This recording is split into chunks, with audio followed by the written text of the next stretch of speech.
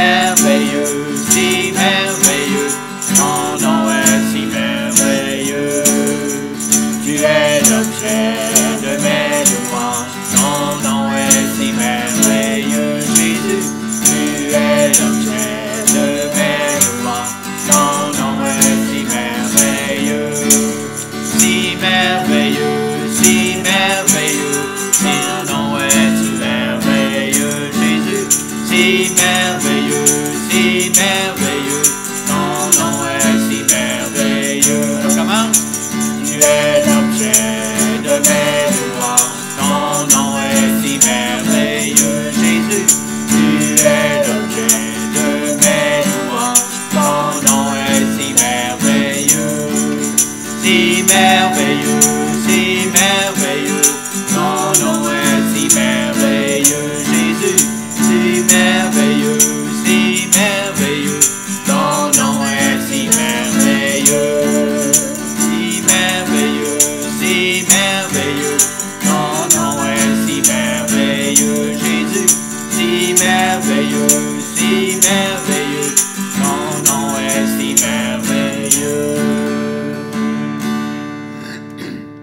On vous souhaite la bienvenue aujourd'hui dans notre c'est pas notre chambre à coucher, mais c'est une chambre à coucher en bas. Chambre d'invité. Une chambre d'invité. Puis c'est là qu'on se rencontre depuis un certain temps. Et aujourd'hui, il fait beau finalement aux îles.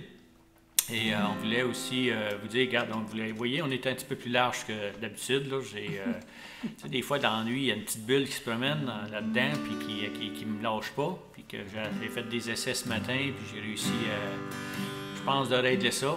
On est plus large, mais vous allez moins nous voir en hauteur, mais en largeur.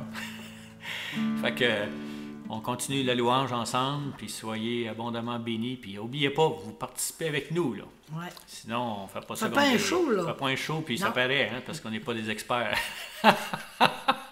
Ça a paru avec ce chant-là, on l'a moffé un peu au début. Gloire à Dieu. Continuons, gloire à Dieu. Tu étais rendu où? Élève-toi. Tu vas-tu le trouver? Oui. Élève-toi. Nous désirons, Seigneur. Désirons, Seigneur, une seule chose aujourd'hui. Alors que nous chantons, viens transformer nos vies. Élève-toi, élève-toi, et viens dans ta gloire, reçois nos louanges. Oui, viens, roi des rois, Dieu très saint, tout-puissant. Oui, viens, oui, viens.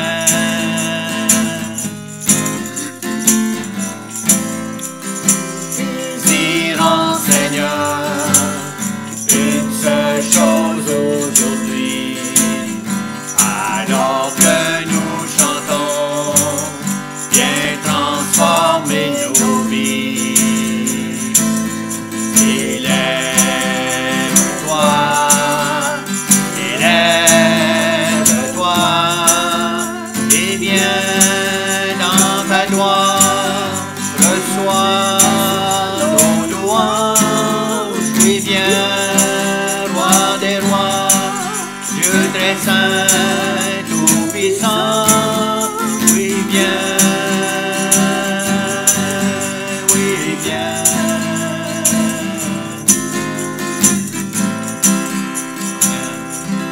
Amen. Oui, Seigneur, viens. Viens dans ta gloire. Reçois nos louanges ce matin, Seigneur. Malgré nos voix, des fois un petit peu maganées. Alléluia. Merci, Seigneur. Monsieur, proclame. Ton nom est admirable.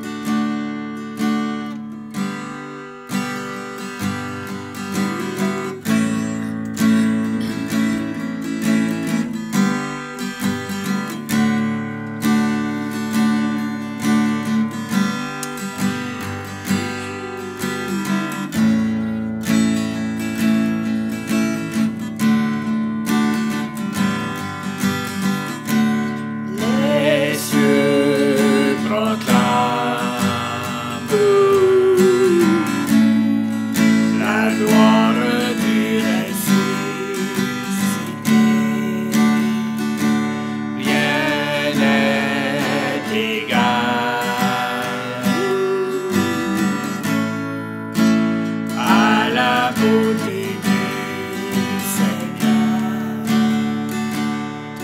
À jamais il sera. À jamais il sera L'agneau sur le trône. l'agneau sur le trône. Je fléchis le genou. Je fléchis le genou Pour l'adorer lui seul. Je veux chanter la gloire du ressuscité. C'est pas mon mal, en tout cas. L'agneau. Ouais, tu devrais me monter ça parce que moi, là. Bon, à la guerre comme à la Je guerre. suis rendu Ah ouais. là, on est dans le sous-sol, ici aux îles, mais on est encore plus. Je suis rendu pas dans la fosse septique, mais pas loin. Il y a de l'eau qui coule de ce temps-là. Je veux chanter la gloire du ressuscité. L'agneau immolé. Après avoir été une niaiserie, même de louer le Seigneur.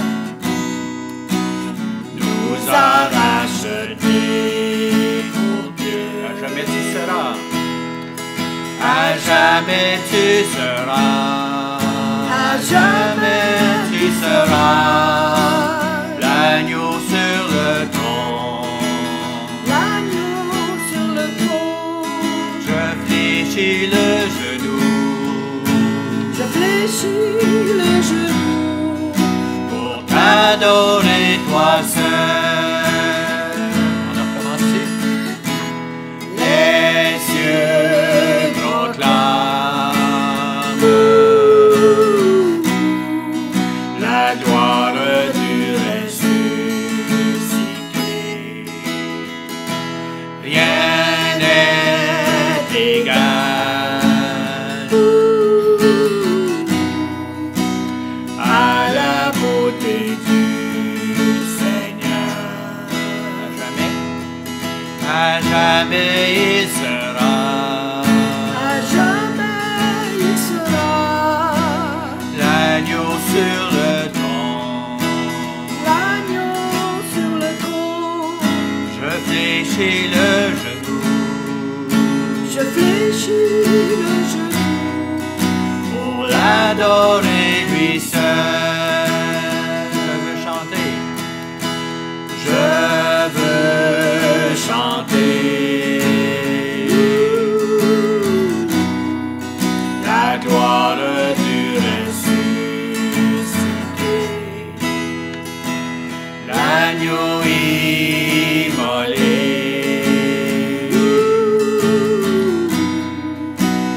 Nous a rachetés pour Dieu. À jamais tu seras. À jamais tu seras. L'agneau sur le trône. l'agneau sur le trône. Je fléchis le genou. Fléchis le genou Pour t'adorer toi seul. à jamais Tu seras. à jamais tu seras L'agneau sur le trône. l'agneau sur le trône. Je fléchis le genou. Je fléchis le genou Pour t'adorer toi seul. Amen. nous te Louons, t'adorons. Devant toi nous courbons. exaltant Que toi chante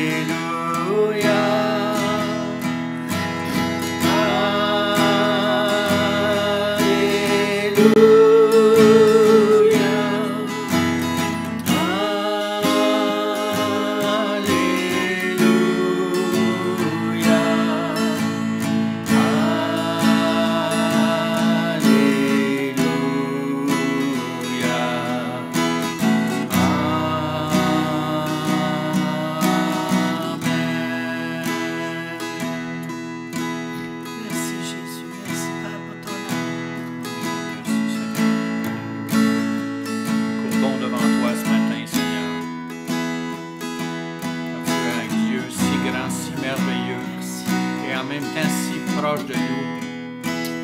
Alléluia. Merci Seigneur. Merci, oh Dieu, pour ta bonté. Merci pour ton amour. Merci pour ta paix.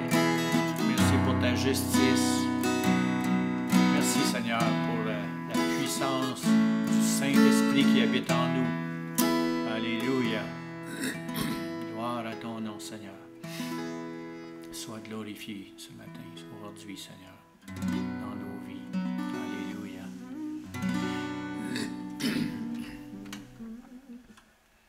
Gloire à toi, Jésus.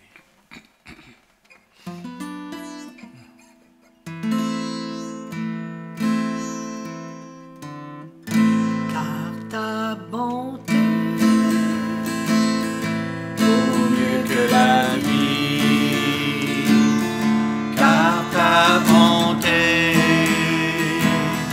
vaut mieux que la vie. Élève, célèbre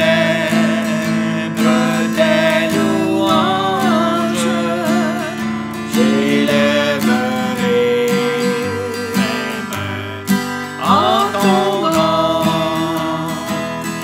Mes lèvres célèbrent tes louanges, j'élèverai mes mains en ton nom. La la la la la la, la la la la la la la, la la la la la la la, la la la la la la. Car ta bonté vaut mieux que la vie, car ta bonté vaut mieux que la vie. Mes lèvres célèbrent tes louanges, j'élèverai mes mains en ton nom. Mes lèvres célèbrent tes louanges, j'élèverai mes mains en ton nom. La la la la la la, la la la la la la la, la la la la la la la, la la la la la la la, la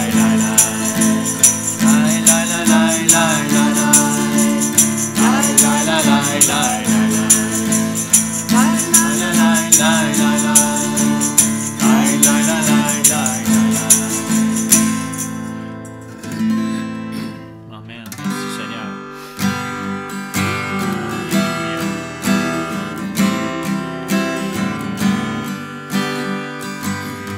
Abba Père.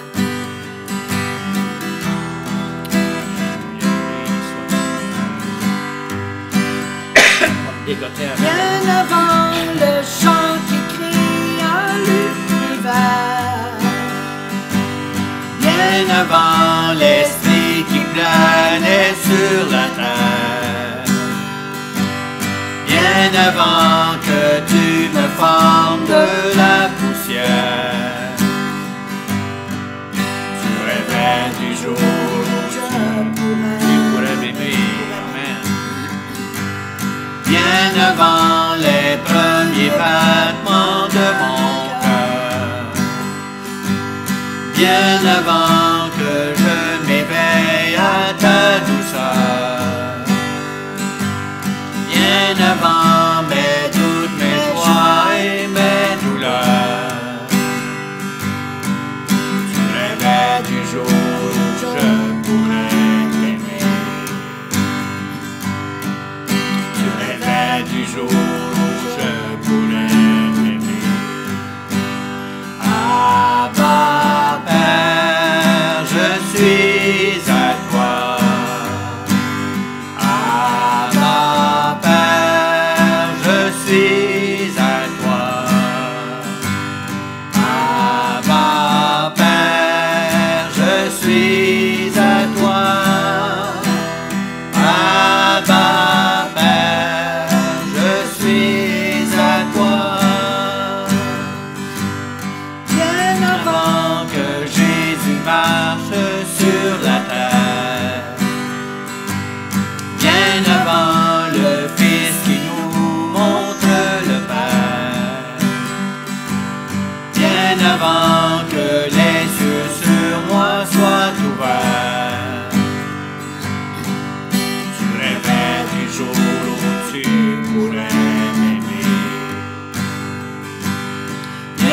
avant que mon péché brise ton cœur, bien avant que coule le sang et la sueur, bien avant les clous, le froid et la douleur. Tu rêvais du jour où je pourrais t'aimer. Tu rêvais du jour où je pourrais t'aimer. Abba, Père, je suis à toi. Abba, Père, je suis à toi. Abba, Père, je suis à toi. Abba, Père, je suis à toi. Abba, Père, je suis émerveillé, saisi par l'immensité de ton amour pour moi. Abba, Père, si grande est ta tendresse, ton cœur est grand ouvert et je viens plonger dans tes bras. Abba, Père, je suis émerveillé, saisi par l'immensité de ton amour pour moi. Abba, Père, si grande est ta tendresse, ton cœur est grand ouvert et je viens plonger dans tes bras. Abba, Père, je suis à toi. Abba, Père, je suis à toi. Abba, Père, je suis à toi. Abba, Père, je suis à toi.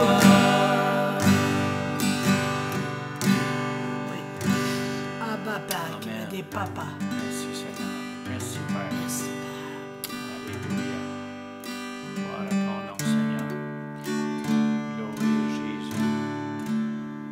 Vous savez, c'est de tous les temps, c'est la musique a toujours fait partie de la vie des croyants. Et ça fait, même qu'on n'est pas croyant, la musique, même dans le monde, a un effet sur les humains. Dans le fond, c'est prouvé Bien fait. scientifiquement. Puis souvent, c'est un effet négatif, mais en tout cas, les chants qu'on chante, c'est un effet positif. Et c'est normal d'avoir des sentiments, c'est normal de pleurer lorsqu'on chante, c'est normal de se réjouir, d'avoir des émotions dans le fond. Parce qu'il y en a qui sont contre les émotions, mais Dieu nous a créés avec des émotions. On sait que le roi David dansait devant l'Éternel et même son épouse, je pense que c'est Myriam qu'elle s'appelait. Elle méprisait à cause de ça. Puis, les chants, c'est des proclamations de ce que Dieu dit aussi. Ce sont de la reconnaissance aussi. Amen. Ça s'appelait pas Myriam. Non, pas Myriam. C'est Hein. Myriam, ça sort de moi. Ouais, mais une affaire comme ça. Pas grave. C'est un petit nom, en tout cas. Merci Jésus. Mais on peut se réjouir dans la présence de Dieu. On peut même danser dans la présence de Dieu. Alléluia. Dans l'Esprit de Dieu. Par ça. Quand l'Esprit de Dieu habite en moi, je chante comme un David. Quand l'Esprit de Dieu habite en moi, je chante comme David. Je chante comme David. Je chante comme David. Quand l'Esprit de Dieu habite en moi, je prie comme David. Quand l'Esprit de Dieu habite en moi, je prie comme David. Je prie, je prie, je prie comme David. Je prie, je prie, je prie comme David. Quand l'Esprit de Dieu habite en moi, je loue comme David. Quand l'Esprit de Dieu habite en moi, je loue comme David. Je loue, je loue, je loue comme David. Je loue, je loue, je loue comme David. Quand l'Esprit de Dieu habite en moi, je danse comme David. Quand l'Esprit de Dieu habite en moi, je danse comme David. Je danse, je danse, je danse comme David. Je danse, je danse, je danse comme David. Je loue, je loue, je loue comme David. Je loue, je loue, je loue comme David. Je chante, je chante, je chante comme David. Je chante, je chante, je chante comme David. Amen. Elohim. Il est peut-être pas écrit là-dedans. Mais en tout cas, c'est pas grave. Ça dit. C'est un petit chant que j'ai composé qui est un peu québécois mélangé avec hébreu. Elohim, Dieu puissant, El Shaddai, Dieu tout-puissant, El Shalom, Dieu de paix, El Shama, Dieu présent. Elohim, di-di-di-di-di-di-di, El Shama, di-di-di-di-la, El Shaddai, di-di-di-di-la, El Shalom, di-di-la, Elohim, di-di-di-di-di-di, El Shama, di-di-di-di-la, El Shaddai, di-di-di-di-la, El Shalom, di-di-la.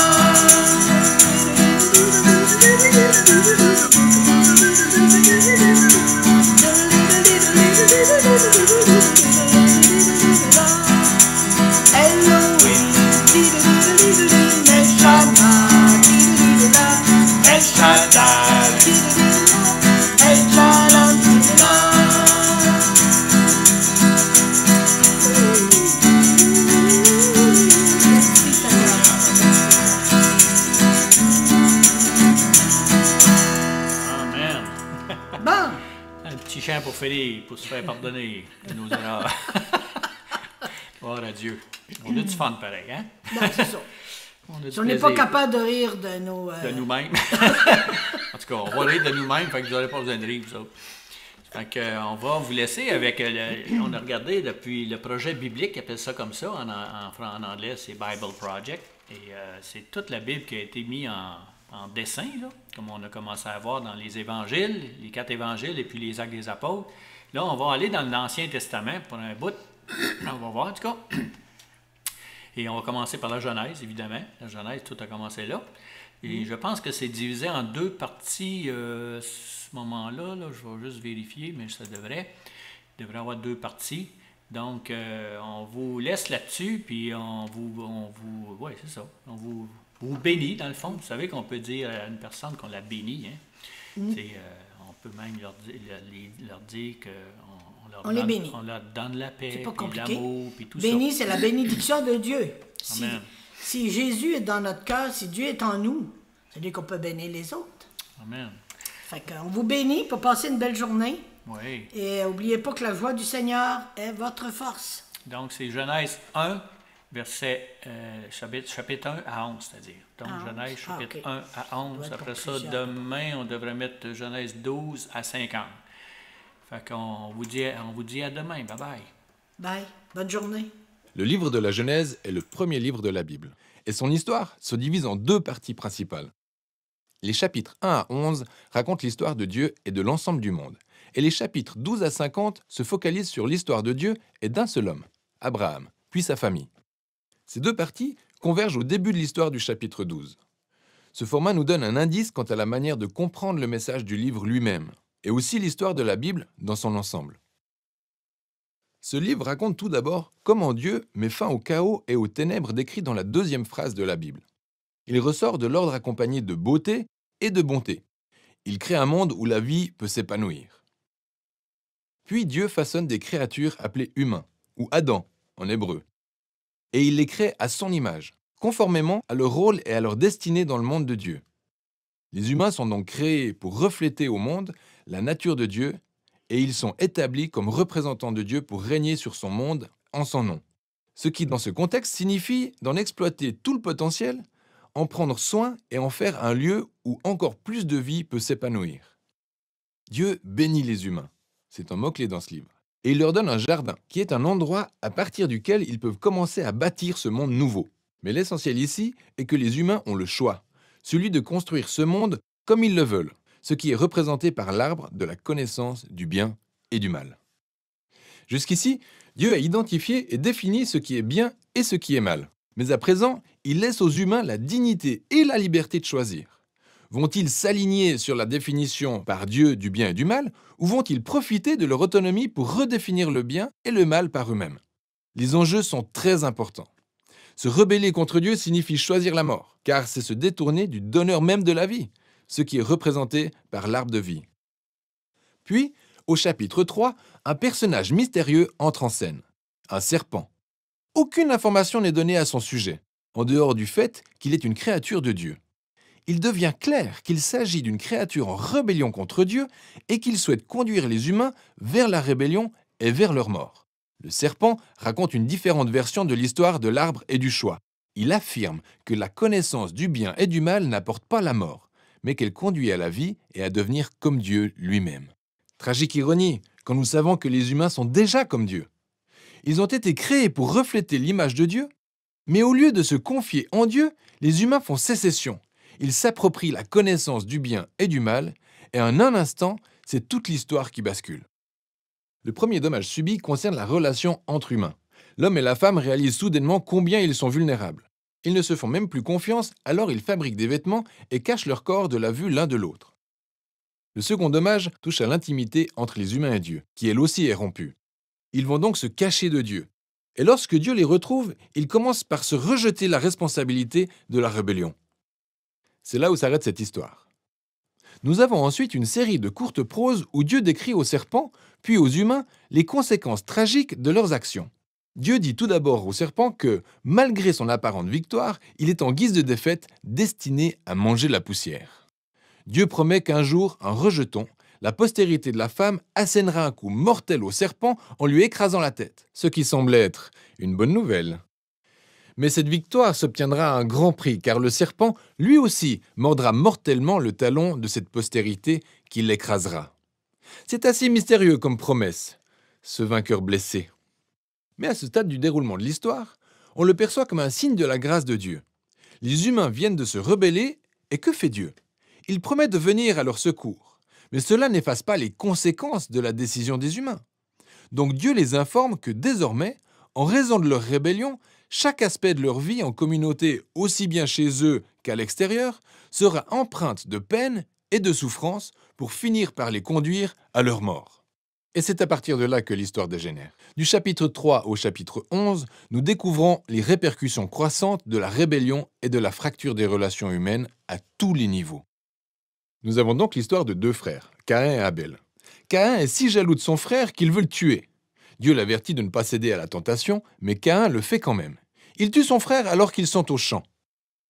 Ensuite, Caïn construit une ville où règne la violence et l'oppression, ce qui est parfaitement illustré par l'histoire de Lémec. C'est le premier homme de la Bible à avoir plus d'une épouse. Il les collectionne comme des biens. Puis il chante un petit cantique décrivant combien il est plus violent et vengeur que Caïn ne l'a jamais été. Après cela, nous avons une histoire étrange sur les fils de Dieu. Autrement dit, des anges maléfiques ou d'anciens rois qui prétendaient descendre des dieux. Tout comme Lémec, ils collectionnaient les épouses, puis ont engendré les Néphilim, ces légendaires guerriers antiques. Quoi qu'il en soit, le fait est que les humains bâtissent des royaumes qui remplissent le monde de Dieu de violence avec toujours plus de dépravation. Nous apprenons que suite à cela, Dieu a le cœur brisé par le chagrin. L'humanité détruit son monde si bon, et les humains se détruisent entre eux. Alors, Dans sa passion de préserver la bonté de son monde, il le nettoie du mal de l'humanité, au moyen d'un grand déluge. Mais il protège le seul homme juste, Noé, et avec lui sa famille. Il en fait un nouvel Adam. Il répète la bénédiction divine et l'envoie dans le monde, et alors que nos espoirs semblent retrouvés, Noé se montre défaillant à son tour, également dans un jardin. Il plante une vigne et s'enivre au point d'en perdre la raison. Ensuite, l'un de ses fils, Cham, a sous la tente une attitude déshonorante à l'endroit de son père. Et voilà notre nouvel Adam, nu et honteux, exactement comme le premier. L'histoire dégénère à nouveau. Tout cela conduit à la fondation de la cité de Babylone. Les peuples de la Mésopotamie antique se rassemblent autour de leur toute nouvelle technologie, la brique. Ils peuvent construire plus vite de bien plus grandes villes et tours que jamais personne ne l'avait fait auparavant. Et ils veulent construire un nouveau type de tour qui s'élèvera jusqu'aux dieux pour se faire un nom par eux-mêmes. Un tableau de rébellion et d'arrogance humaine. C'est la rébellion du jardin à grande échelle. Alors Dieu rabaisse leur orgueil et les disperse. C'est donc un ensemble d'histoires diverses, mais on peut voir qu'elles explorent toutes le même point fondamental. Dieu continue de donner aux humains une chance de faire le bien dans son monde. Chance qu'il continue de gâcher. Ces histoires soulignent que nous vivons dans un monde bien que nous avons corrompu et que nous avons tous choisi de définir par nous-mêmes ce qui est bien ou mal. Que nous contribuons tous à ce monde de relations brisées, conduisant au conflit, à la violence, et pour finir, à la mort. Mais il y a de l'espoir. Dieu a promis qu'un jour, la postérité viendrait, le vainqueur blessé qui vaincra le mal à sa racine. Malgré le choix du mal par l'humanité, Dieu reste déterminé à bénir et à sauver son monde. Et donc, la grande question est de savoir que va bien faire Dieu. Le point de convergence dans l'histoire suivante en apporte la réponse. Mais pour l'instant, c'est tout ce dont il est question de Genèse 1 à 11.